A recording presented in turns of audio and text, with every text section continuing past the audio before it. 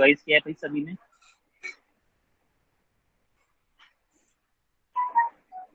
एक बार बता दें मुझे, रिवाइज किया है पिछला सभी ने?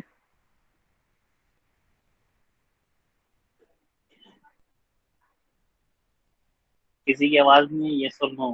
किसी ने रिवाइज पढ़ाई नहीं करी? पढ़ाई की थी भाई क्लास? बताओ प्लीज मुझे थोड़ा सा। आवाज आ रही है आप सबको मेरी?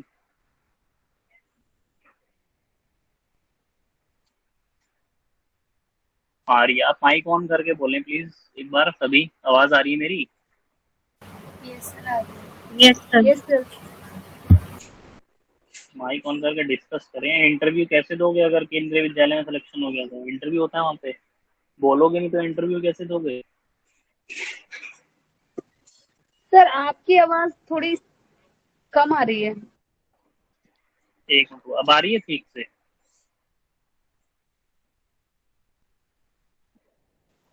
Yes hello. सर, ठीक आ आ रही रही है? है। अब आ रही है मेरी आवाज ठीक हाँ से? जी सर, अब आ रही है। आ रही है सर आवाज। चलो स्टार्ट करते हैं भाई आज की क्लास। आज हम पढ़ेंगे पार्ट 3, ठीक है? और आज की क्लास पूरी जो क्लास होगी हमारी, वो 1-to-1, तो 2 फेज कम्युनिकेशन होगा। ऐसा नहीं है कि मैं पढ़ाता रहूंगा और आप पढ़ते रहेंगे, नहीं। मैं आपसे क्वेश्चन पूछूंगा तो रेडी रहना। आप सब माइक ऑन करेंगे, जैसा जिसको जो पता है वो आप मुझे बताएंगे, ठीक है? मजा तभी आएगा पॉलिटी की क्लास में जब आप लोगों से डिस्कशन होकर पढ़ाएंगे, ठीक है? Okay sir.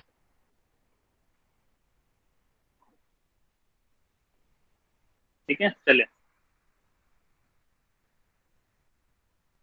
हमने पार्ट 3 स्टार्ट करना है। पार्ट 3 में आते हैं सबसे पहले हमारे मौलिक अधिकार। सबसे पहला क्वेश्चन मैं ये पूछता हूँ भाई, बताओ मुझे अधिकार कितने प्रकार के होते हैं? कितने प्रकार के राइट्स होते हैं? 6 6। 6 अधिकार कितने प्रकार के होते हैं?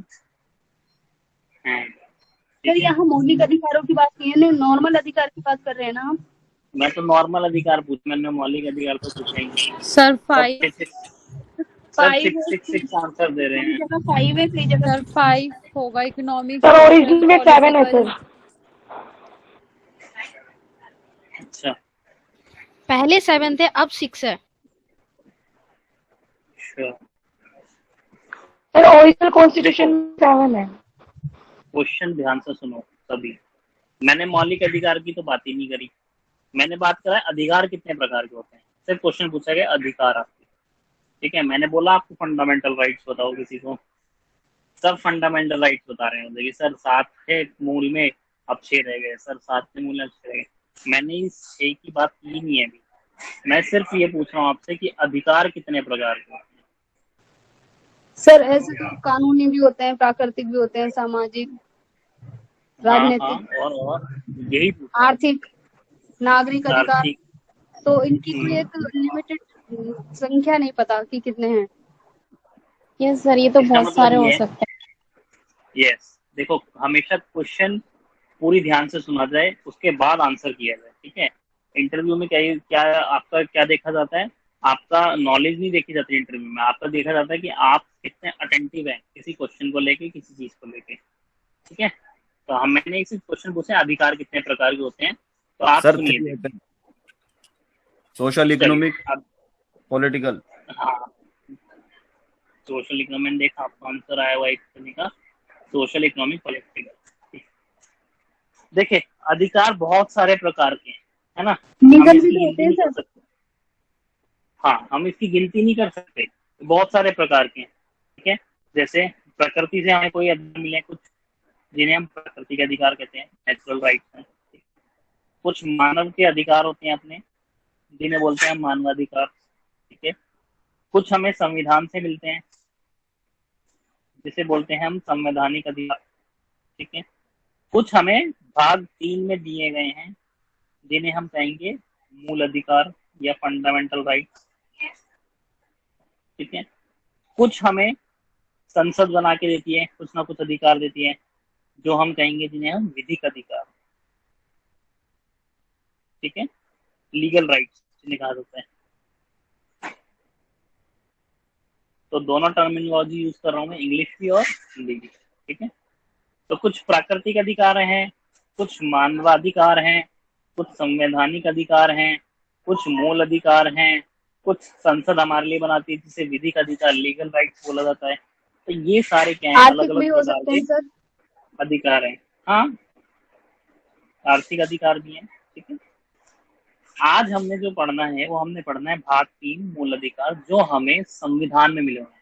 सर इंग्लिश किसी ने मैंने बताया तो अभी, नेचुरल राइट्स, ठीक है, ह्यूमन राइट्स, ठीक है, कॉन्स्टिट्यूशनल राइट्स, फंडामेंटल राइट्स और लीगल राइट्स, ठीक है। तो आज हमें जो पढ़ना है, आज हमें पढ़ने हैं जो हमारे को संविधान के द्वारा भाग 3 में दिए गए हैं मौलिक अधिकार, यानी कि फंडामेंटल राइट्स, उसमें हम चर्चा करेंगे।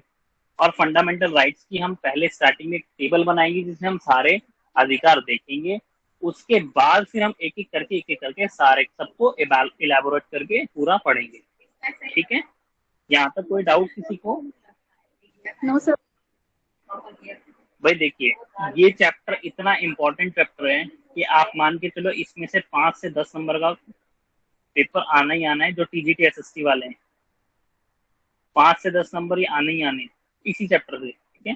और जो पीआरटी की तैयारी कर रहे हैं वो मान के चलो कि अगर जो 2 से 4 क्वेश्चन पॉलिटी के आते हैं उसमें से 70% चांसेस होते हैं कि एक क्वेश्चन इसी चैप्टर से आएगा, ठीक है। तो सभी लोग जो भी टीजीटी एसएसटी वाले हैं, जो भी पीआरटी वाले हैं, सभी लोग इसका पूरा ख्याल रखें। चैप्टर को ऐसे पढ़ेंगे हम, डिस्कशन से पढ़ेंगे, ताकि हमें कोई भी चीज याद रह सके, कोई भी चीज भूले ना हो, ठीक है। कोई डाउट होता है आप मुझसे पूछो, कोई भी डाउट हो आप मुझसे क्लास में ड्यूरिंग द क्लास पूछ सकते हो, कोई इश्यू नहीं, ठीक। चले भाई आगे चलते हैं। हम अपनी जर्नी स्टार्ट करते हैं मूल अधिकार से। हमने जर्नी स्टार्ट की थी एक प्लॉट खरीदने से, ठीक है।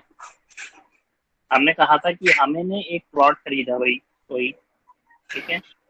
इसका मतलब था, बताओ भाई क्या मतलब था भाग 1 का, जल्दी से बता दो क्या था भाग 1? संघ और उसके राज्य क्षेत्र। संघ व उसके राज्य क्षेत्र। हाँ, संघ और उसके राज्य क्षेत्र, यानी यूनियन एंड इट्स टेरिटरीज, ये था, ठीक है। फिर हमने कहा था कि इसके अंदर हमने नागरिकता देनी है, किसको रखना है वो मेरी मर्जी है, इन लोगों को रखना है उनको दूंगा मैं नागरिकता, सिटीजनशिप। तीसरी चीज भाग आ गया अब हमारा, जो हमें पढ़ना है। उसमें था कि 2 लोग इस घर में रह रहे हैं, उनको मेरे को कुछ मौलिक अधिकार देने हैं। हिमांशु जी प्लीज माइक ऑफ कर लीजिए अपना, ठीक है। प्लीज अपना माइक ऑफ कर लें, डिस्टर्ब हो रही है class. Himanshu ji mike off कर लें।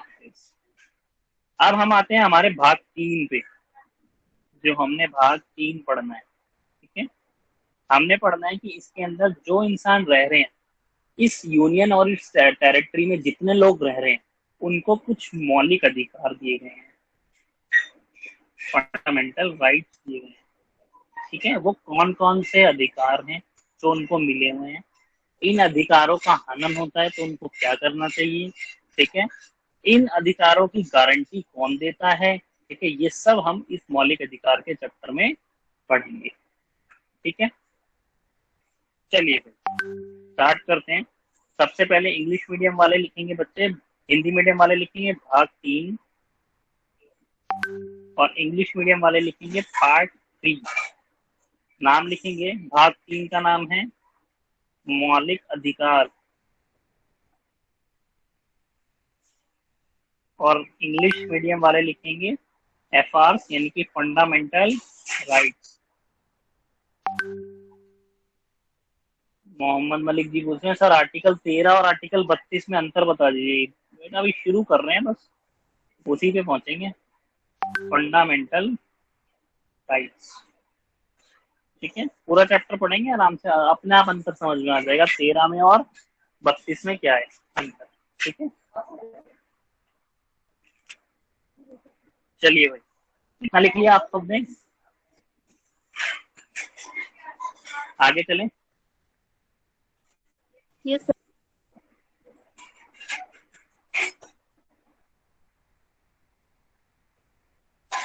चलो लिखेंगे आप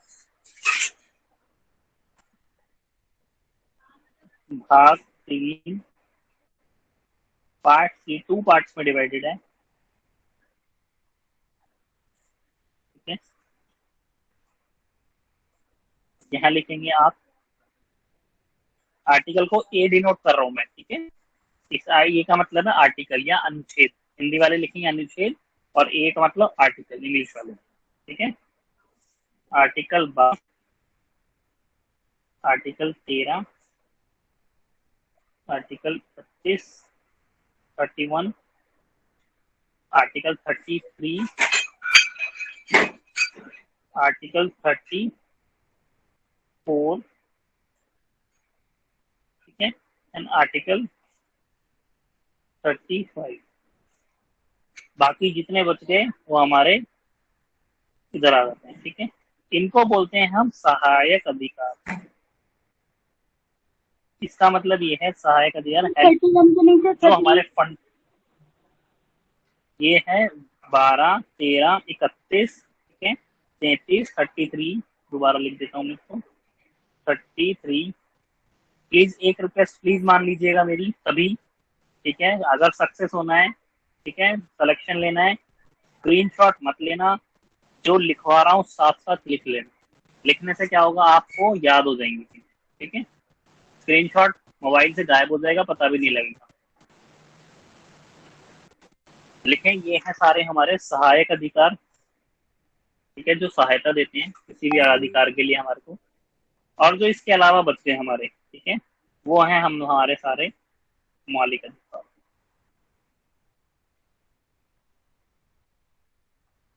हालांकि ये पूरे पार्ट 3 में ही है, सबको भाग मौलिक अधिकार ही बोला जाता है, ठीक है। इसको नाम दिया जाता है अधिकार पत्र, इंग्लिश वाले लिखेंगे मैग्ना कार्टा,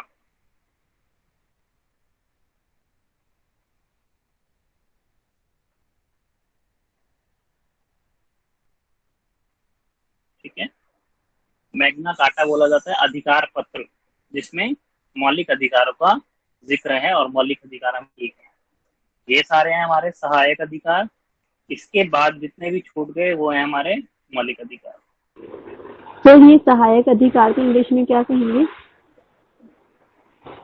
सहायक अधिकार को लिख सकते हो जो मतलब हेल्पफुल लिख लो, हेल्पफुल राइट्स जो बोलते हैं, मतलब हेल्प करते हैं जो। Okay sir, thank you. Sir Magna carta किसको बताया आपने? ये इसी को भाग 3 को मैग्ना कार्टा बोलते हैं इंग्लिश मीडियम में, यानी अधिकार पत्र। हिंदी में अधिकार पत्र, इंग्लिश में मैग्ना कार्टा। Okay sir. ठीक है। मैग्ना कार्टा का मतलब ये है कि अधिकार पत्र, बस नाम है उसका मैग्ना कार्टा। जैसे एक अधिकार का नाम है राइट टू इक्वालिटी, ठीक है, राइट टू फ्रीडम, ऐसी इस पूरे पार्ट का भाग का नाम है मैग्ना कार्टा, और इसको हिंदी में बोलते हैं अधिकार पत्र, ठीक है।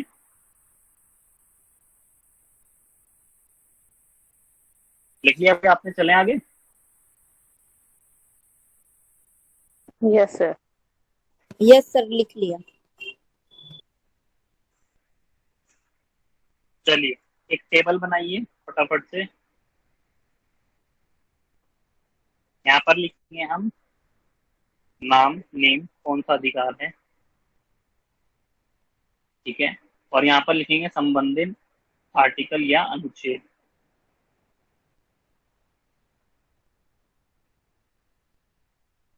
भाई समझ में आ रही है? पॉलिटी समझ में आ रही है? क्या चीज है polity? Yes sir. Yes sir. कोई डाउट हो तो पूछ लेना, ठीक है, जो भी डाउट। जी। चले भाई, सबसे पहले लिखेंगे, अच्छा ये तो पता है ना कितने अधिकार हैं अभी हमारे मौलिक? कितने मौलिक अधिकार हैं हमारे अभी एट प्रेजेंट? 7 नहीं है, 6 है, फिर गलती कर रहे हो। 7 नहीं है, 7 मूल में थे, ठीक है, ओरिजिनल कॉन्स्टिट्यूशन में 7 थे, ठीक है। प्रेजेंट में कितने हैं? 6 हैं, ध्यान रहे। ये ओरिजिनल में थे और ये प्रेजेंट में है, ठीक। भूला मत करो भाई, क्या आप उसको भूल जाओगे तो मामला खराब हो जाएगा। सर संपत्ति के अधिकार को भी तो मौलिक अधिकारों में ही काउंट किया जाता है। संपत्ति का संपत्ति का अधिकार भी तो हटाया गया है, हटा दिया गया था। उसी को हटाया गया है 44 वही तो संपत्ति का अधिकार हटाया गया है, वो अभी बताऊंगा क्यों हटाया गया। अच्छा सोचो क्यों हटाया गया होगा भाई संपत्ति का अधिकार?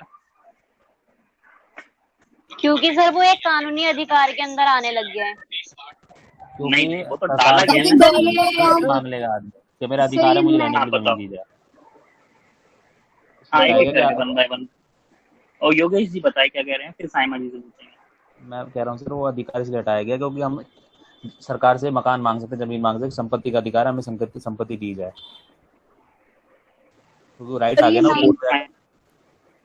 अच्छा ठीक है साइमा जी। सर ये 1976 के आसपास की बात है, जब कांग्रेस की गवर्नमेंट थी। तो नहीं वो हटाया गया, वो तो हटा दिया गया। मैं पूछ रहा हूँ क्यों हटाया? उसको ना जो ये मतलब बड़े बड़े जमींदार थे, उनके पास बहुत सारी जमीनें थी, तो इसलिए हटा दिया था कि राइट टू प्रॉपर्टी की वजह से सब लोग जो बड़े बड़े जमींदार थे उन्होंने अपने पास जमीनें रखी हुई थी, और जो छोटे किसान वगैरह थे उनको जमीनें नहीं मिल पाती। सर ताकि गवर्नमेंट अपना काम से कर सके और इसमें कोई दिक्कत ना आए उनको। बेटा केशवानंद भारती केस का कोई लेना देना नहीं है अधिकार से, ठीक है? जिसने लिखा है केशवानंद भारती केस वो रिजर्वेशन का केस है, ठीक है? वो रिजर्वेशन वाला केस है 50-51 वाला, वो इसका कोई लेना देना नहीं है प्रॉपर्टी से, ठीक है? राइट टू प्रॉपर्टी का मतलब ये था कि मेरी प्रॉपर्टी है, ठीक है? अब मेरी प्रॉपर्टी मेरा राइट है, ठीक है? मौलिक अधिकार का मतलब क्या है? कोई हनन नहीं कर सकता ना मौलिक अधिकारों का। तो मेरी प्रॉपर्टी पे कोई इंफ्रास्ट्रक्चर कुछ बनाना है, गवर्नमेंट का कोई प्रोजेक्ट है, अफीफा खान जी कोई है, उन्होंने लिखा है कि sir it is hard to build the infrastructure. Yes, अगर मेरा कानूनी अधिकार हो गया उस प्रॉपर्टी पे, तो कानूनी कह रहा हूँ, मेरा मौलिक अधिकार है वो। प्लीज माइक ऑफ कर लीजिए किसी का ना, रंगोली जी प्लीज माइक ऑफ कर लीजिए आप अपना। अगर मेरा अधिकार है, कानूनी अधिकार हो गया भाई, कानूनी कह रहा हूँ, मौलिक अधिकार है मेरा उस प्रॉपर्टी पे, राइट टू प्रॉपर्टी, तो मेरी मर्जी में किसी को दूं चाहे ना दूं, क्योंकि वो मेरा मौलिक अधिकार हो गया, ठीक है? इसलिए इस चीज को देखते हुए उसको कानूनी अधिकार में डाला गया कि भाई ऐसे तो बड़ी मुश्किल हो जाएगी, कोई अपनी जमीन देगा ही नहीं इंफ्रास्ट्रक्चर के लिए। इतनी विकास की परियोजनाएं आएंगी तो डेवलपमेंट के लिए इतनी सारी स्कीम्स बनती हैं, या मेट्रोज बन रही हैं, या प्रोजेक्ट बनेंगे बड़े बड़े, सबकी जमीनें बीच में आएंगी, तो ये तो कोई देगा ही नहीं, सारे ही कोर्ट चले जाएंगे कि ये अधिकार मेरा मौलिक अधिकार था तो मेरे को कैसे छीन लिया गया, ठीक है? इसलिए इसको कानूनी अधिकार के रूप में डाला गया कि भाई ये जो राइट टू प्रॉपर्टी है तो कानूनी अधिकार करो, जिससे इसकी जमीन हम कानूनी तौर पे ले सकते हैं। और हाँ, जमीन लेंगे तो इसको या तो मुआवजा देंगे जमीन का, या फिर ऐसी ही कोई जमीन जितनी है जिसका रेट उस जमीन से मैच करता है, उस दूसरी जगह उसको जमीन दे देंगे, ठीक है? ताकि इससे क्या होगा, हमारा जो डेवलपमेंट प्रोग्राम्स है, जो परियोजनाएं हैं, वो भी चलती रहेंगी और उस जने का भी कोई नुकसान नहीं होगा। इसलिए इस अधिकार को हटाया गया था। बाकी डिटेल चर्चा करेंगे जब हम इस अधिकार में पहुंचेंगे, ठीक है? 31वें पे। सर ये आजकल जो कंपनसेशन वगैरह मिलते हैं, जमीन पे एयरपोर्ट बनता है, तो ये इसी के अंडर में आता है? हाँ जी बिल्कुल, इसी के अंडर में आता है, ठीक है?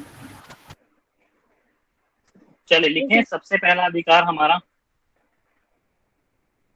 इंग्लिश वाले लिखेंगे राइट टू इक्वालिटी,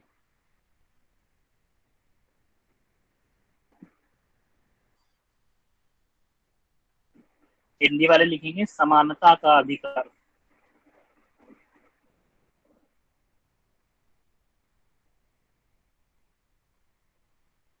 ठीक है? संबंधित अनुच्छेद लिखें आर्टिकल 14 से लेकर 18 तक, ठीक है? बहुत जनों ने पहले पढ़ा होगा पूरा मौलिक अधिकार, ठीक है? आज बड़े अच्छे से डिस्कशन करेंगे इस पे। इस वाले अधिकार पे आएंगे, सबसे पहले एक बार टेबल बना लेते हैं, फिर इस अधिकार पे बात करेंगे। स्टार्ट करेंगे राइट टू इक्वालिटी से, ठीक है?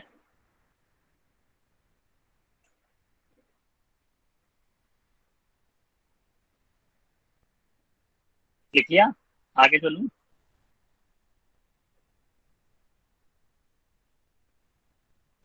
यस सर, लिख लीजिए। जी सर। टेबल कंटिन्यू रखें, ठीक है? 6 अधिकार है भाई, 6 के 6 नाम लिख लेते हैं। नेक्स्ट आता है हमारा राइट टू फ्रीडम, बहुत इंपॉर्टेंट अधिकार है ये, राइट टू फ्रीडम। ठीक है, स्वतंत्रता का अधिकार।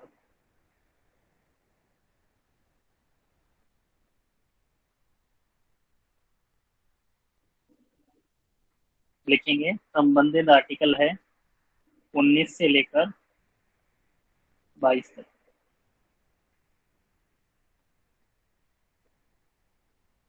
राइट टू फ्रीडम, स्वतंत्रता का अधिकार, आर्टिकल है 19 से लेकर 22 तक। इसमें भी आएंगे फ्रीडम ऑफ एक्सप्रेशन, जिसपे इतनी चर्चा होती है आज की डेट में न्यूज चैनलों पे। ठीक है, वाक और अभिव्यक्ति की स्वतंत्रता, जिसको हिंदी में बोलते हैं फ्रीडम ऑफ स्पीच। ठीक है, इस पे ही इतने बड़े बड़े आज की डेट में पिछले 7 या 8 साल में जाएं तो कितने सारे केसेस जो चल रहे हैं, है ना, टीवी पे इतनी डिबेट चल रही है केवल राइट टू एक्सप्रेशन पे, वाक और अभिव्यक्ति की स्वतंत्रता। चलेंगे इसके बारे में बात करेंगे, आगे चलते हैं भाई। नेक्स्ट टेबल कंटिन्यू रखेंगे अपनी। मेरे पास स्क्रीन थोड़ी छोटी है इसलिए, लेकिन आप उस टेबल को पूरा रखेंगे। हिंदी वाले इंग्लिश वाले लिखेंगे right against exploitation, right against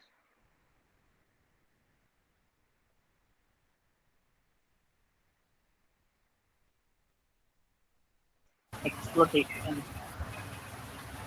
Hindi वाले लिखेंगे शोषण के विरुद्ध अधिकार।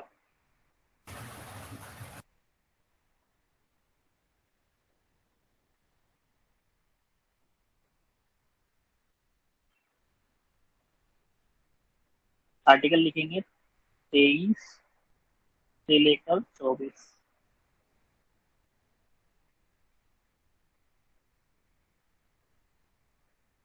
तेईस से लेकर 24।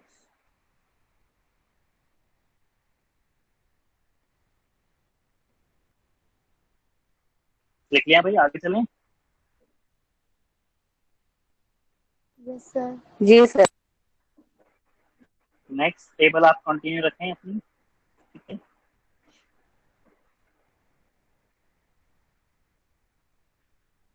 लिखेंगे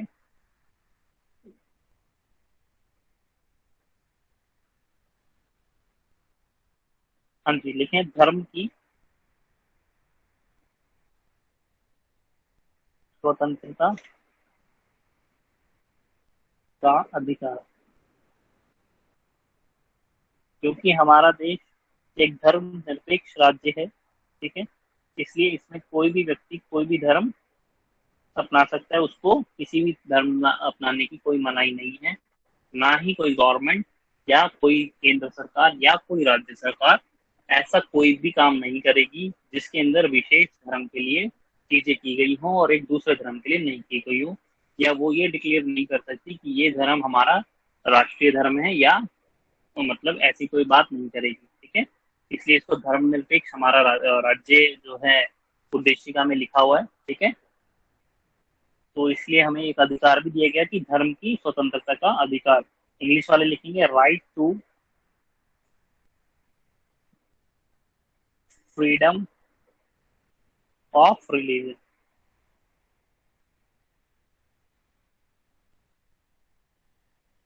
right to freedom of religion, संबंधित अनुच्छेद आर्टिकल 25 से लेकर 28।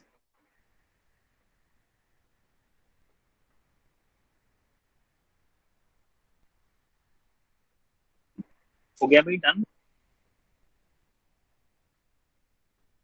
टेबल कंटिन्यू रखें। नेक्स्ट लिखेंगे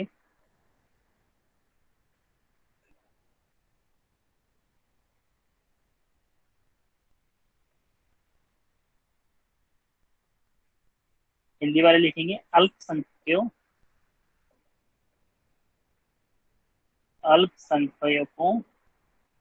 एक मिनट,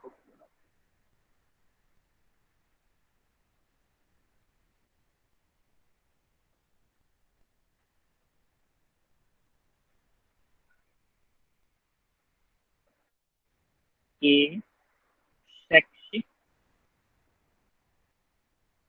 अल्पसंख्यकों के शैक्षिक एवं सांस्कृतिक अधिकार।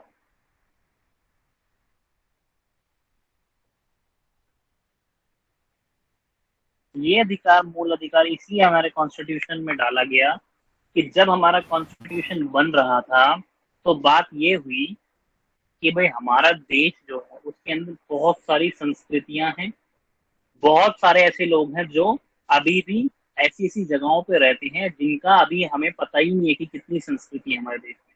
ठीक है, तो वो लोग अपनी संस्कृति को, ठीक है, बचा के रखें, उनका वो अधिकार है। इसलिए अल्पसंख्यक के शैक्षिक एवं सांस्कृतिक अधिकार को एक मौलिक अधिकार के रूप में डाला गया। इंग्लिश वाले लिखेंगे कल्चरल एंड एजुकेशनल राइट्स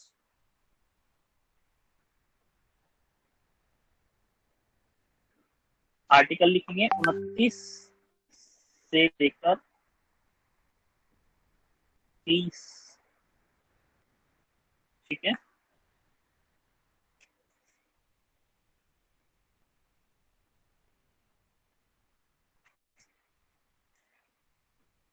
उनतीस से लेकर 30 आर्टिकल।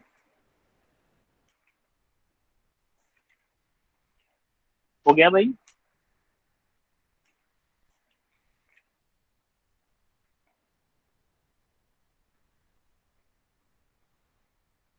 चले आगे भाई। जी sir. Yes sir. Yes sir. चलिए आगे चलते हैं। नेक्स्ट देखेंगे आप, मौलिक अधिकार नहीं है ये, ठीक है, लिख लीजिए फिर भी आर्टिकल 31। ठीक है, ये था आपका संपत्ति का अधिकार, राइट टू प्रॉपर्टी, लेकिन इस अधिकार को हटा दिया गया। ठीक है, क्वेश्चन आता है कौन से कॉन्स्टिट्यूशनल अमेंडमेंट एक्ट से इस अधिकार को हटा दिया गया, तो लिखेंगे 44 कॉन्स्टिट्यूशनल अमेंडमेंट एक्ट, 44वां संविधान संशोधन के तहत 1978 में, ठीक है, इस अधिकार को, संपत्ति के अधिकार को मौलिक अधिकार से कानूनी अधिकार की अवधारणा दे दी गई, इसको एज अ लीगल राइट्स बना दिया गया।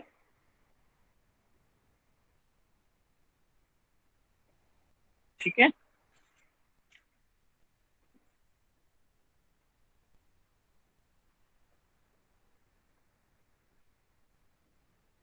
साथ में इसमें ये भी लिखेंगे आप कि आर्टिकल 19 का 1 का एफ, ठीक है, इसको प्लस आर्टिकल 31, इन दोनों को एक साथ 44 संविधान संशोधन के तहत हटा दिया। ठीक है, इसमें भी वही कुछ संपत्ति से रिलेटेड था, इसलिए आर्टिकल 31 को, इसको दोनों को एक साथ मिला के 44 कॉन्स्टिट्यूशनल अमेंडमेंट एक्ट से 1978 से हटाकर कानूनी अधिकार के रूप में डाल दिया गया। कोई डाउट भाई अभी तक किसी को टेबल में? कोई डाउट कि सर ये समझ में नहीं आया या ये समझ में नहीं आया, ऐसा कुछ डाउट? No sir. रीड कर देना, क्या रीड करना है?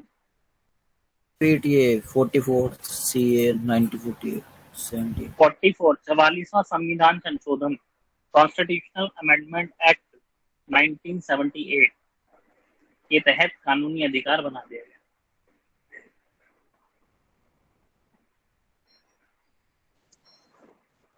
चले भाई आगे चलते हैं। 19(1)(f) में भी यही था पूरा जो आर्टिकल 31 में। 19(1)(f) समथिंग रिलेटेड संपत्ति के ही है, इसलिए प्लस इसके साथ इसको और इसको दोनों को हटाकर कानूनी अधिकार में डाल दिया गया। ठीक है, ये टीजीटी एसएसटी लेवल वालों के लिए पीआरटी में क्वेश्चन नहीं पूछेगा 19(1)(f) वाला। ठीक है, 36 वाला पूछ सकता है, ये वाला नहीं पूछेगा, लेकिन टीजीटी एसएसटी वाले बहुत सारे बच्चे हैं इसमें, तो उनके लिए मैं लिखवा रहा हूँ। इसलिए मैंने फिर बोला आपको, आज फिर बोल रहा हूँ, हर क्लास में बोलता हूँ, एनसीईआरटी जरूर रीड कर लेना, जरूर जरूर जरूर, लाइन बाय लाइन रीड कर लेना जो लाइन में लिखा है, ठीक है, लाइन बाय लाइन। और जो वो कहता है एनसीईआरटी, ठीक है, जो भी लाइन देख के line by line please read कर लेना, सिलेक्शन होने के चांसेस बढ़ जाएंगे, ठीक है। मैं ये नहीं कह रहा सिलेक्शन हो ही जाएगा, लेकिन 80% सिलेक्शन के चांसेस बढ़ जाएंगे, ठीक है, ये हो जाएगा। एनसीईआरटी जरूर पढ़ लेना टीजीटीएसएस के वाला तो भाई, ठीक है, ये मैं श्योरिटी दे रहा हूँ कि सिलेक्शन होने के चांसेस बहुत बढ़ जाएंगे, ठीक है। Okay sir, thank you. चले भाई आगे लिखें आर्टिकल 32।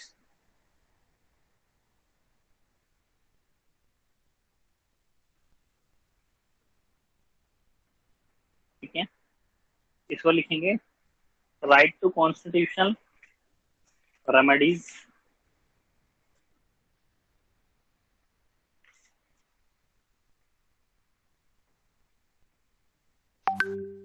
इंग्लिश वाले लिखेंगे राइट टू कॉन्स्टिट्यूशनल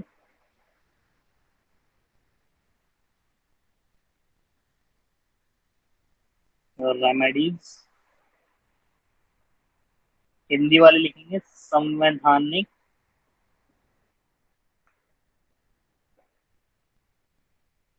उपचारों का अधिकार। देखिए हमारा जो कॉन्स्टिट्यूशन है, संविधान है, वो इतना खूबसूरत और इतने अच्छे तरीके से बनाया गया है कि वो कहता है हमारा संविधान कि मैंने मौलिक अधिकार दिए हैं, ठीक है, बहुत सारे मौलिक अधिकार दे दिए, ठीक है, लेकिन अगर मौलिक अधिकारों को भाई हनन होगा, ठीक है, तो हमारे संविधान जब निर्माण कर रहे थे, संविधान निर्माता जो भी बनाने वाले थे, उन्होंने इसको इतनी खूबसूरती से बनाया, उन्होंने कहा कि भाई जो हमने मौलिक अधिकार दिए हैं, फंडामेंटल राइट्स दिए हैं, इसके उपचारों के लिए भी एक फंडामेंटल राइट डाल दिया, ठीक है। कहने का मतलब ये है कि अगर आपके किसी मौलिक अधिकार का कोई भी हनन होता है, ठीक है, किसी भी तरीके में, तो इसके तरीके को सुलझाने के लिए भी एक मौलिक अधिकार हमारे संविधान में डाला गया, जिसको कहते हैं article 32 right to constitutional remedies, संवैधानिक उपचारों का अधिकार, कि आपके अधिकार का भी हनन हो, इसका भी बचाव के लिए एक मौलिक अधिकार आपका एक और डाल दिया गया, आर्टिकल 32। तो स्वयं खुद से संविधान इस चीज की डेफिनेशन है, डिफाइन करता है कि आपका मौलिक अधिकारों का हनन नहीं होना चाहिए, ये खुद संविधान में लिखा हुआ है, और इसके लिए दिया गया।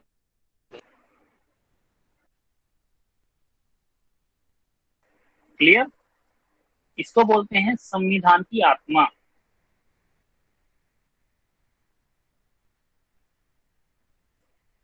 संविधान की आत्मा यानी सोल ऑफ द कॉन्स्टिट्यूशन।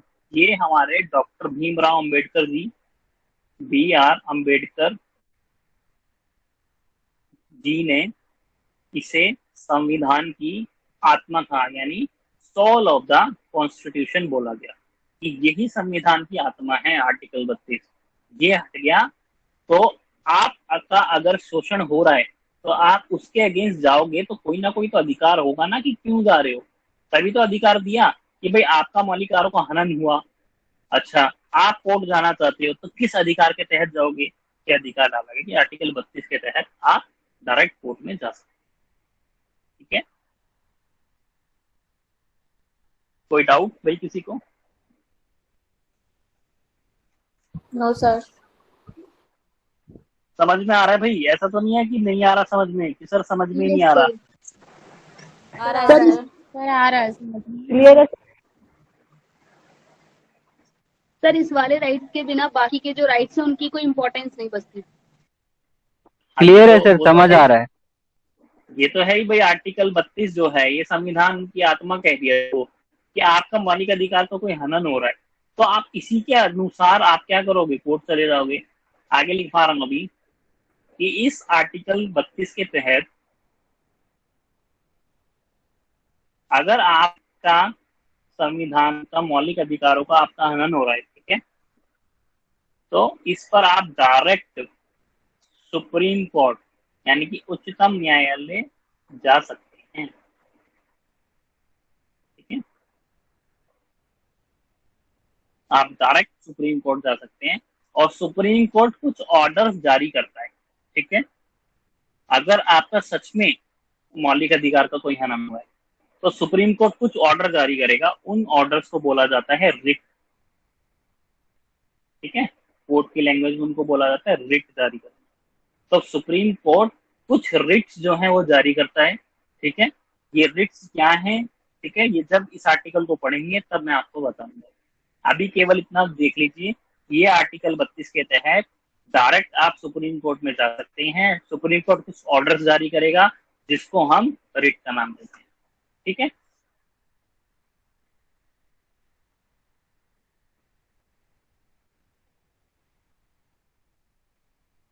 जैसे उच्चतम न्यायालय या सुप्रीम कोर्ट कुछ रिट जारी करता है आर्टिकल 32 के तहत, ऐसे ही आर्टिकल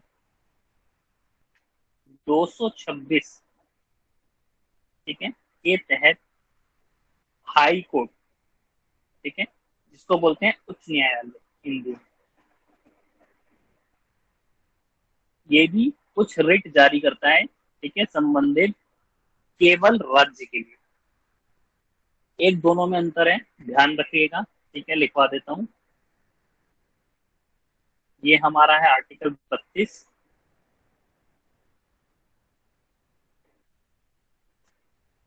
ठीक है, ये मेरा है आर्टिकल 226।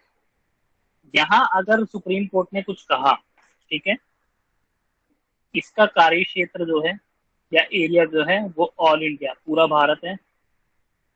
यहाँ जो भी हाई कोर्ट बोलेगा वो केवल उस राज्य के लिए लागू होगा।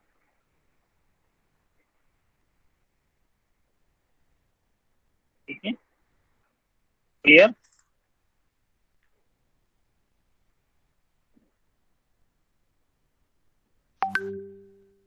ये छोटा सा अंतर है दोनों के। ठीक है, मतलब कोई sir doubt? Writ supreme court और हाई कोर्ट दोनों जारी कर सकते हैं? दोनों जारी कर सकते हैं। और अगर ये पूछ लिया जाए कि ज्यादा कार्य क्षेत्र किसका है रिट जारी करने का, तो आंसर आएगा हाई कोर्ट का, सुप्रीम कोर्ट का नहीं। सुप्रीम कोर्ट संविधानिक मौलिक अधिकारों के उसमें रिट जारी कर सकता है, लेकिन हाई कोर्ट मौलिक अधिकार और कुछ संबंधित और भी चीजें हैं जिन पर वो रिट जारी कर सकता है। तो इसलिए रिट के क्षेत्र में अधिकार क्षेत्र किसका ज्यादा है? हाई कोर्ट का ज्यादा है, सुप्रीम कोर्ट का कम है। ठीक है, क्वेश्चन कई बार पूछा गया है डीएसएसबी में कि किसका अधिकार क्षेत्र ज्यादा है, कौन ज्यादा रिट जारी कर सकता है, तो आंसर आएगा हाई कोर्ट। ठीक है, और बच्चे लगा के आ जाते हैं सुप्रीम कोर्ट। क्यों? क्योंकि सुप्रीम कोर्ट हाई कोर्ट से बड़ी है। ये लॉजिक लगा के लगते हैं कि सुप्रीम कोर्ट ज्यादा रिट जारी कर सकती होगी हाई कोर्ट से, लेकिन हाई कोर्ट का जो क्षेत्र है, ठीक है, रिट जारी करने के लिए, वो सुप्रीम कोर्ट से ज्यादा है। इसका मतलब उच्चतम न्यायालय में जो उच्च न्यायालय में दो चीजें होंगी जो रिट जारी होगी, वो सुप्रीम कोर्ट से उसका कार्य क्षेत्र ज्यादा है। ठीक है,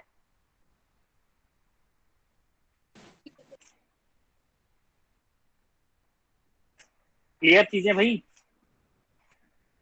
कोई डाउट Yes, किसी sir. को? Yes No, sir. sir. कोई डाउट? No doubt sir. Sir right to education 21A इसमें नहीं आएगा। क्या right to education article 21A इसमें नहीं आएगा। तो अभी बात करेंगे ना बेटा, जब पढ़ेंगे ना तब बात करेंगे उसके बारे में, बीच में आएगा। ठीक है, 21 है।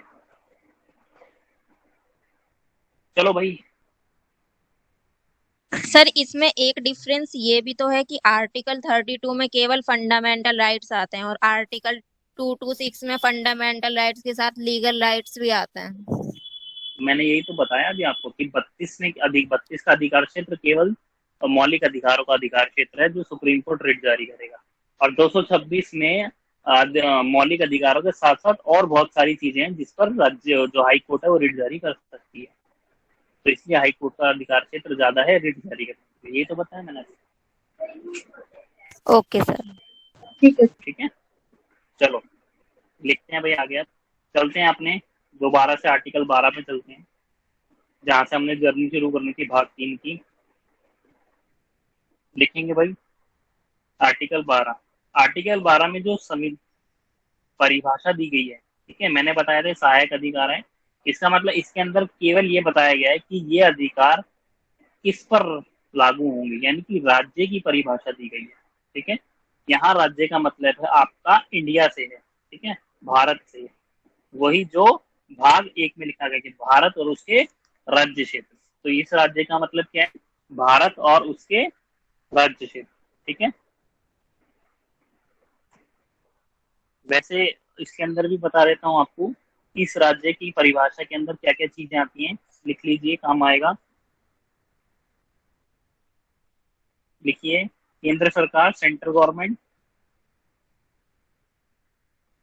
और साथ में लिखिए संसद। सेंट्रल गवर्नमेंट के बाद आता है स्टेट गवर्नमेंट, और स्टेट गवर्नमेंट की लेजिस्लेटिव काउंसिल, विधान परिषद है।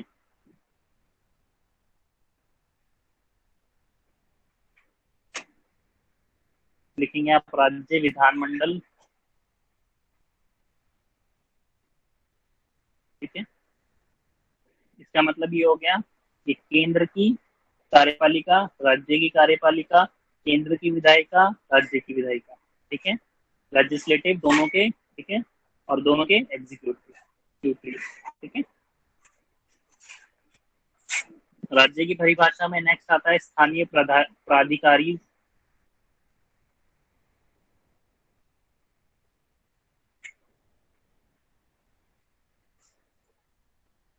कितना लिख लिया आप सबने?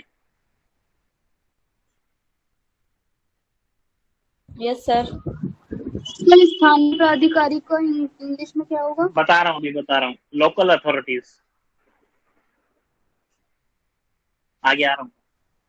राज्य की परिभाषा में क्या क्या आएगा? सेंट्रल गवर्नमेंट, मतलब भारत और उसके राज्य क्षेत्र में जितने भी भारत और उसके राज्य क्षेत्र में कौन क्या आएगा?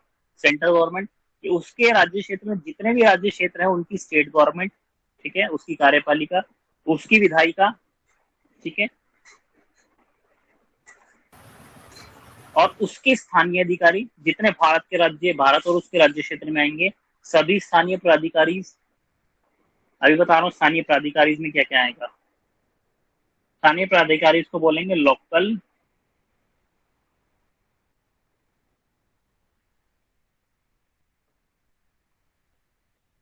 अथॉरिटीज। इसके अंदर कौन कौन सी चीजें आएंगी?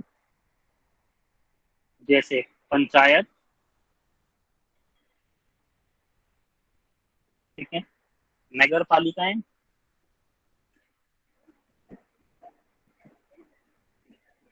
म्यूनिसिपैलिटीज, ठीक है, कोई भी सुधार बोर्ड,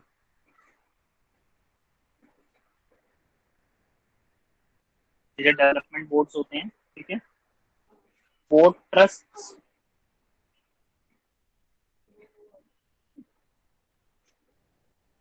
और छावनी क्षेत्र, जितने भी छावनी क्षेत्र, कैंटोनमेंट बोर्ड्स, ये कैंटोनमेंट एरियाज। देखो आप देखो एक चीज, जब संविधान बना एक एक चीज को लेके इतनी बारीकी से संविधान बनाया हुआ कि उन्होंने कहा कि आर्टिकल 12 राज्य की परिभाषा देता है मौलिक अधिकारों में, कि ये मौलिक अधिकार इन राज्य क्षेत्रों पर लागू होंगे। ठीक है, और ये राज्य क्षेत्र कौन से हैं? भारत और उसके राज्य क्षेत्र। राज्य का मतलब है भारत और उसके राज्य क्षेत्र। अब इस भारत में और उसके राज्य क्षेत्र में कौन कौन सी चीजें आएंगी जिन पर ये मौलिक अधिकार जहां जहां लागू रहेंगे, उनमें पूरी चीज डिफाइन की गई कि सेंट्रल गवर्नमेंट की कोई भी क्षेत्र हो, वहां उसकी संसद हो, स्टेट गवर्नमेंट हो, उसका कोई राज्य विधानमंडल विधायिका हो, कोई स्थानीय प्राधिकारी हो, ठीक है, स्थानीय प्राधिकारी का मतलब लोकल अथॉरिटी, मतलब पंचायत हो, नगर पालिका हो, कोई डेवलपमेंट बोर्ड हो, पोर्ट ट्रस्ट हो, कैंटोनमेंट कोई भी एरिया हो, ठीक है, भारत और उसके राज्य क्षेत्र में ये सब चीजें हो। ठीक है, उसके बाद लास्ट में लिखेंगे आप अन्य सर पोर्ट प्राधिकारी। ट्रस्ट क्या होते हैं? पोर्ट ट्रस्ट होते हैं जब जो समुद्र से व्यापार होता है ना, यहाँ पर पोर्ट ट्रस्ट बनाए जाते हैं कुछ, ठीक है। अच्छा अच्छा, उनसे व्यापार जो होता है वहां ठीक। पे बनते हैं, ट्रस्ट होते हैं उस। ठीक है सर, थैंक यू। अन्य प्राधिकारी, ठीक है, अदर जो बोलेंगे अथॉरिटी, ठीक है, जिसके अंदर आएगा स्वायत्त निकाय, जिसको इंग्लिश में बोलते हैं ऑटोनोमस बॉडीज।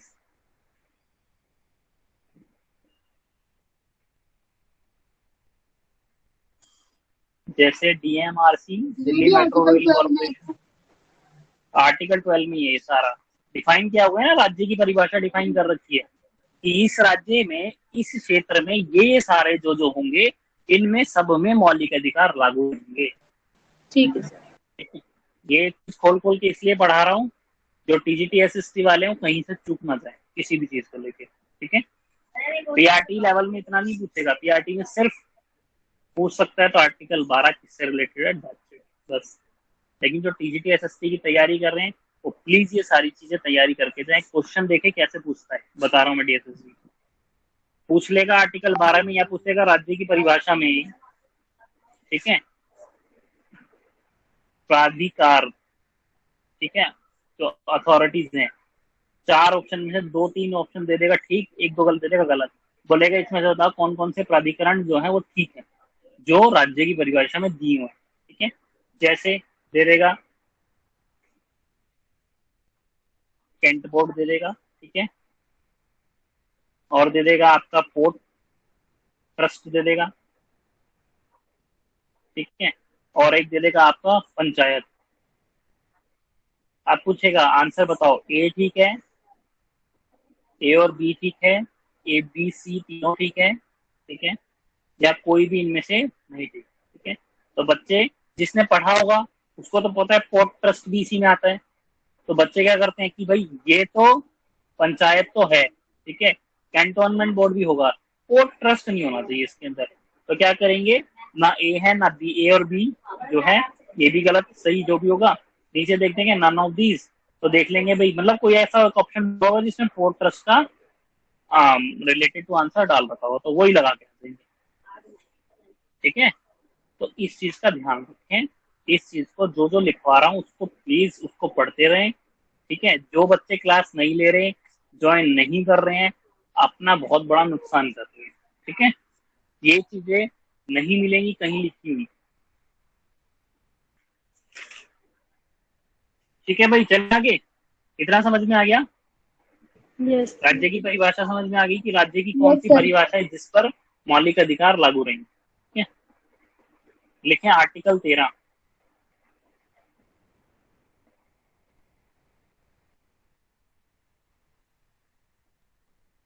इसके अंदर दी गई है विधि की परिभाषा,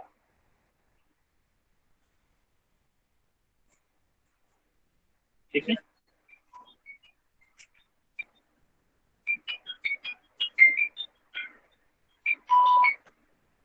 अब मैं इसको डिफाइन करके पूरा नहीं पढ़ाऊंगा, ठीक है, आर्टिकल 13 को, क्योंकि ये बहुत लंबा आर्टिकल चला जाएगा, क्वेश्चन इसमें से कोई आएगा नहीं, ठीक है।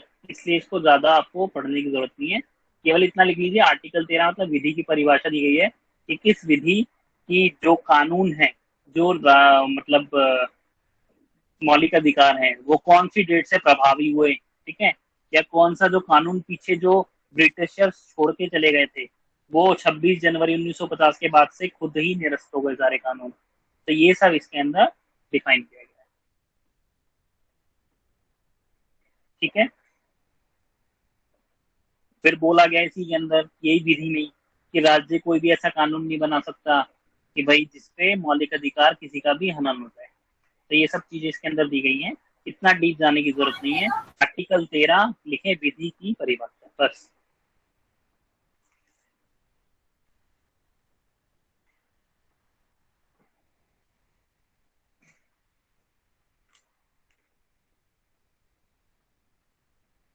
सर इसे इंग्लिश में क्या लिखेंगे?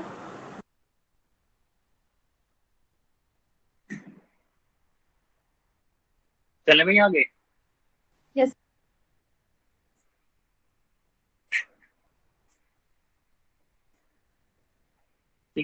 एक ये चीज और लिख लीजिए, इस विधि का मतलब क्या होगा। ठीक है, विधि का मतलब जो डेफिनेशन है, इसका मतलब कोई भी नियम, कोई भी लॉ, ठीक है, कोई भी विनियम,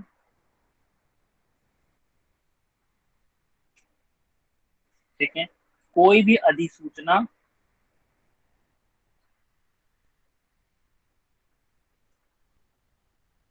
कोई भी उपनियम, ठीक है, कोई भी रूढ़ी, कोई भी प्रथा, कोई भी आदेश, ऑर्डर, ठीक है, और कोई भी अध्यादेश,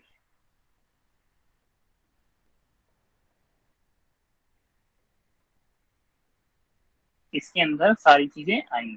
ठीक है, इसका मतलब ये है, तो ये उपनियम के नीचे क्या है?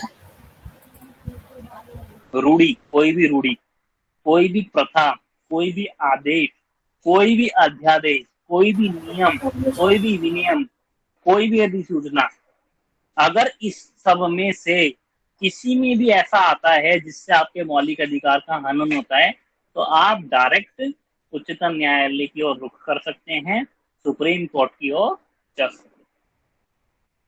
ठीक है, या आप इसे न्यायालय में चैलेंज कर सकते हैं। ऐसा कोई नियम बना दिया जाए जिससे आपका मौलिक अधिकार का हनन हो, कोई ऐसा विनियम हो जाए, नियम के ऊपर नियम बन जाए, ठीक है, कोई ऐसी अधिसूचना आ जाए, ठीक है, कोई ऐसा उपनियम बना दे गवर्नमेंट, कोई रूढ़ी ऐसी हो, ठीक है।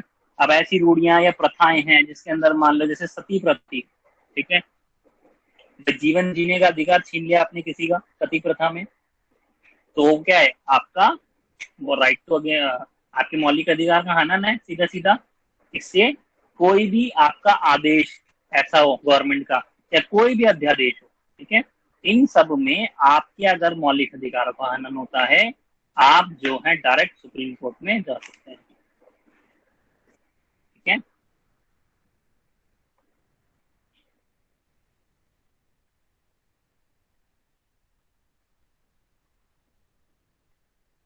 कोई डाउट भाई इसमें?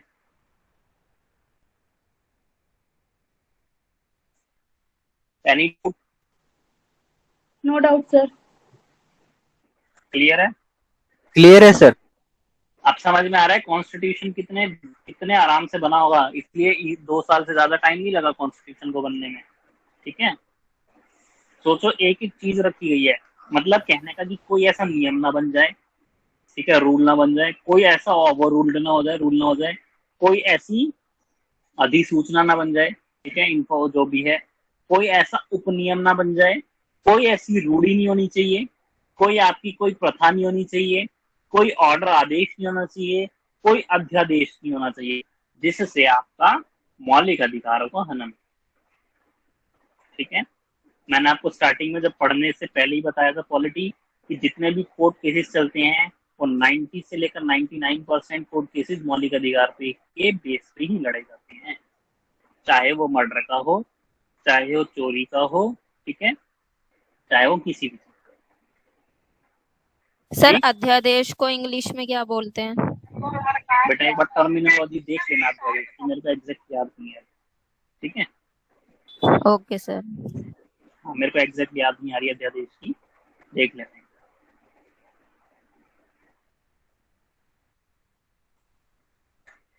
राष्ट्रपति अध्यादेश लगता है, मेरे को खुद याद नहीं आ रहा अभी ऐसे, लेकिन फिर भी एक बार आप देख लेना वो टर्मिनोलॉजी लिख लेना। ठीक है, ऑर्डिनेंस बोलते हैं सर। हाँ ऑर्डिनेंस, अध्यादेश मतलब ऑर्डिनेंस, कोई भी राष्ट्रपति ऑर्डिनेंस लाता है, अध्यादेश लाता है। चलिए भाई, समझ में आ रहा है, मौलिक अधिकार समझ में आ रहे हैं? कोई डाउट किसी को, कोई किसी तरह का कि सर ये समझ में नहीं आया? अभी आज की क्लास में हमने जो पढ़ा सर आ गया।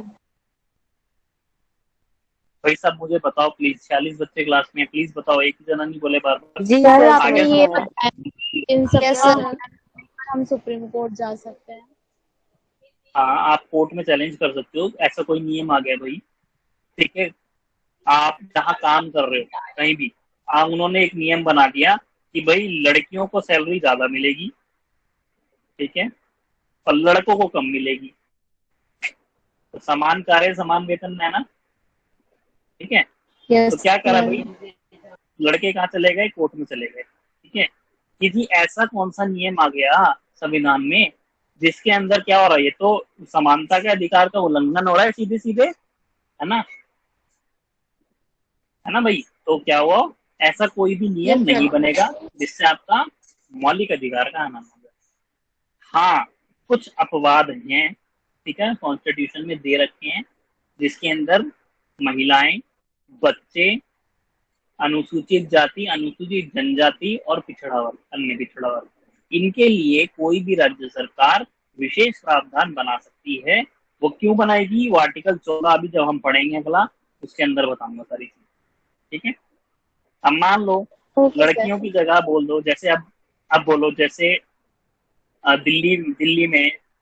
दिल्ली मेट्रो में एक डब्बा महिलाओं के लिए आरक्षित कर दिया, ठीक है, पहला डब्बा। तो क्या ये समानता के अधिकार का उल्लंघन नहीं है भाई? आपने लड़कों का तो नहीं करा, लड़कियों का क्यों कर दिया भाई? आपने एक डब्बा आरक्षित क्यों रिजर्व कर दिया भाई उनके लिए? क्या लड़कियों के लिए डीटीसी की बस फ्री कर दी महिलाओं के लिए, ठीक है। तो क्या ये वो नहीं है, समानता के अधिकार का उल्लंघन नहीं है सर। जब आप कहते हो कि दोनों चीजें समान है ना, लड़का लड़की एक बराबर बोलती है गवर्नमेंट, सभी मानते हैं, होना भी चाहिए। तो जब लड़कियों के लिए आपने कह दिया महिलाओं के लिए कि भाई महिलाओं के लिए छूट मिल जाएगी बस में, महिलाओं के लिए डीएसएसबी कोई भी फीस नहीं ले रहा फॉर्म भरने के लिए, लड़कों के लिए बेचारे 100 रुपए लगते हैं भरने के, लगते हैं ना, तो ये समानता के अधिकार का उल्लंघन नहीं है? बताओ। है सर। Yes sir. है। लेकिन यस सर है। संविधान में ही ये चीज लिखी गई है कि कोई भी राज्य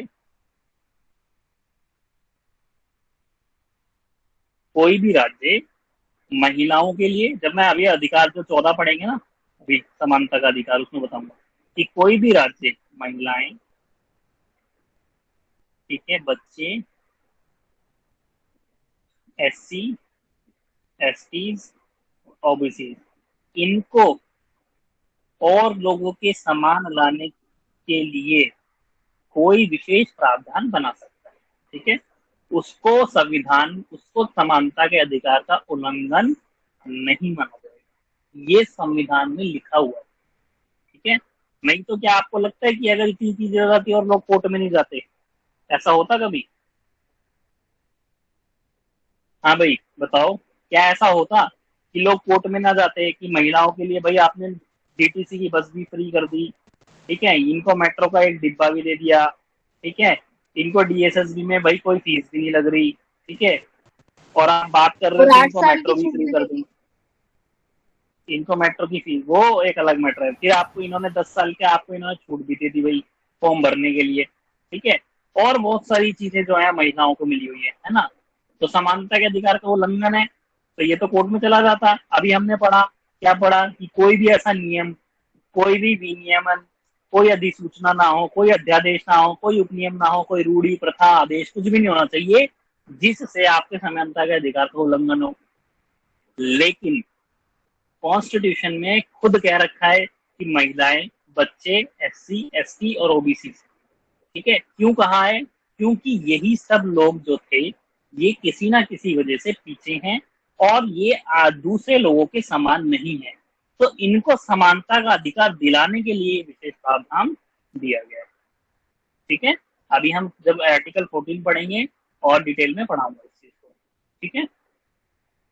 क्योंकि सर समानता का मतलब सबको समान चीजें देना नहीं, बल्कि जिसकी जो नीड हो उसके अकॉर्डिंग उसको डिस्ट्रीब्यूट करना, समान अवसर। तो इसलिए इस पर कोई ऑब्जेक्शन नहीं उठाया। नहीं, ऐसा नहीं है। समान अवसर क्यों? समान अवसर आप क्या कह रहे हो? समान अवसर मिलना चाहिए। नहीं सर, मैं ये कह रही हूँ कि इसके अंदर समानता का मतलब सिर्फ समान चीजें देना ही नहीं है। समानता का मतलब ये है कि जिसकी जो नीड है, मतलब जस्टिस से है इसका मतलब, जिसकी जो नीड है उसको वो प्रोवाइड कराया जाए। इसीलिए जो SC ST रिजर्वेशन है या महिलाओं का रिजर्वेशन है, ये इसीलिए दिया गया है। तो इसमें लड़कों को नीड नहीं है, लड़के या अमीर हैं जो उनको 100 रुपये फीस देनी पड़ रही है। हेलो हैं? सर, बताओ। हाँ, मैं कह रहा हूँ कि लड़के जो 100 रुपये फीस दे रहे हैं, ठीक है, तो क्या वो अमीर हैं सारे जो 100 रुपये फीस दे रहे हैं? इसमें समानता का अवसर कहाँ से हुआ? इसमें ये सर 100 ये रुपये मानते दे रहे हैं हैं ना और कि लड़कियां कुछ नहीं दे रही। लड़कों को सर ये मानते हैं ना कि फाइनेंशियली मतलब वो जो है ना किसी और पर डिपेंड नहीं होते। नहीं नहीं, संविधान ऐसा कुछ नहीं मानता, ठीक है, संविधान ऐसा नहीं मानता कि लड़के किसी पर डिपेंड नहीं होते, लड़कियां डिपेंड होती हैं, ऐसा कुछ नहीं, ठीक है। लेकिन हाँ, राज्य की स्थिति में जो समानता का अधिकार है, विधि के समक्ष समानता होनी चाहिए। अभी जब हम पढ़ेंगे तब बताऊंगा पूरी चीजें, ठीक है, क्लियर हो जाएंगी। विधि के समक्ष समानता, समान लोगों में समानता, ठीक है। अभी आगे जब पढ़ाऊंगा लाइन को याद रखना, विधि के समक्ष समानता, ठीक है, और समान लोगों में समानता। अब ये भी हो सकता है कि भाई एक डॉक्टर है वो मेल है, एक टीचर है वो भी मेल है, ठीक है। अब डॉक्टर की सैलरी तो भाई बहुत है ज्यादा, और टीचर की सैलरी कम क्यों है, जबकि दोनों तो एक ही है, मेल ही है। तो यह समानता के अधिकार का उल्लंघन नहीं है? बताओ सोच के। सर यहाँ पे उनके काम अलग अलग हैं। यस, सर उनकी इसका सेम मतलब ये पोस्ट है, होती और उनके यस, अगर अलग अलग सैलरीज मिलती तब होता ना समानता के तब अधिकार होता, का उल्लंघन। बिल्कुल। यही मैं कह रहा हूँ कि समान लोगों में समानता, समानता का अधिकार का मतलब है समान लोग, समान लोग मतलब डॉक्टर से डॉक्टर की समानता की जाएगी, ना कि डॉक्टर की टीचर से, ठीक है। चलिए भाई, अब जो आर्टिकल 14 है अब उसको हम नेक्स्ट क्लास में स्टार्ट करेंगे, ठीक है, और एक एक आर्टिकल पे बात करेंगे। और आप अपने अच्छे अच्छे नोट्स जो हैं बनाते रहें, इन नोट्स से ही पढ़ाई होगी। ये मत समझे कि इस का अगर स्क्रीनशॉट ले लेंगे तो उससे पढ़ाई हो जाएगी, नहीं होगी। आप नोट्स प्रिपेयर अपने अच्छे से करते रहिए, ठीक है। कल प्रोबेबली आपकी हिंदी की क्लास होगी, ठीक है। Okay sir. हिंदी में होगी, हिंदी या फिर रीजनिंग, दो में से एक क्लास आपकी कल फिक्स है, ठीक है। या तो हिंदी होगी या रीजनिंग होगी, ठीक है। वो मैसेज आता है ग्रुप में, ठीक। कोई डाउट थैंक किसी यू को सर। क्लास में? समझ में आ रहा है सबको? क्वालिटी समझ यस में आ सर, रही है? समझ आ रहा है। यस सर आ रही है। अच्छे से आ रही है? Yes sir. कोई ऐसा डाउट तो नहीं हो रहा कि याद नहीं हो रही सर, मुश्किल लग रही है? नहीं सर, इंटरेस्टिंग वे है। नहीं सर। समझ आ रहा है। चलिए ठीक है, तो भाई जरा मैं पोर्ट तो आप ट्रस्ट बता दीजिए एक बार। पोर्ट ट्रस्ट बताया तो था, ये जहाँ से व्यापार होता है पोर्ट से, ठीक है, वो पोर्ट ट्रस्ट होती है, ठीक है। Thank you sir. ओके, चलिए, मैं तो आप ही को सोच के बैठा हूँ कि मेरे को आप जितने बच्चे मेरे से पढ़ते हैं सभी डीएसएसबी में सिलेक्शन देंगे, मुझे बस यही चाहिए, ठीक है, और कुछ नहीं चाहिए। Yes sir. चलिए, मीटिंग रैप कर सकते हैं आप लोग सभी, क्लास खत्म। मुझे इस सिलेक्शन थैंक यू को दे सर। दीजिए, थैंक ठीक यू है, सर। मुझे मजा आ जाएगा। Okay, thank you so much. कोई भी डाउट हो, कोई चीज हो, व्हाट्सएप कर दीजिए मेरे को। कोई भी डाउट होता है आपको व्हाट्सएप पे रिप्लाई मिल जाएगा मेरा, ठीक है। Thank you sir. हाँ जी, बताए।